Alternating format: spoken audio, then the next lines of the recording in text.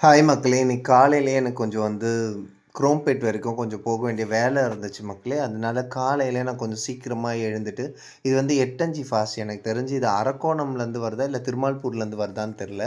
இந்த 8:5 ஃபாஸ்ட் ஏறணும் அப்டின்னா கொஞ்சம் சீக்கிரமா தாம்பரம் போயிட்டு, அங்கேருந்து மாறிட்டோம் அப்டின்னா, கொஞ்சம் நேரத்தோட வீட்டுக்கு வர முடியும். அதாவது ஒரு 12 மணிக்குள்ள வீட்டுக்கு வந்துடலாம். ஏன்னா, அம்மாக்கு மெடிசன் வாங்குறதுக்காக நான் போகணும் அப்டின்றதுக்காக நான் கிளம்பிட்டேங்க.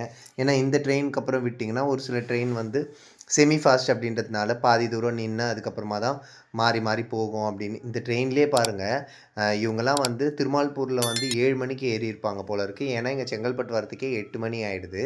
அவங்க அதுக்கப்புறமா இந்த ட்ரெயின்லேயே உட்காந்து எல்லாருமே மார்னிங் பிரேக்ஃபாஸ்ட் எல்லாமே சாப்பிடுறாங்க. அப்ப 7 மணிக்கு அவங்க திருமால்பூர்ல ஏறுறாங்க அப்படின்னா, அவங்க எத்தன மணிக்கு வீட்டுக்கு கிளம்பி, எத்தன மணிக்கு இந்த ட்ரெயின புடிப்பாங்க? அப்புறம் ரிட்டர்ன் போகும்போது எத்தன மணிக்கு போகுவாங்க அப்படின்னு நினைக்கும்போதே பார்த்தா எனக்கே ரொம்ப ஷாக்கா இருக்குதுங்க.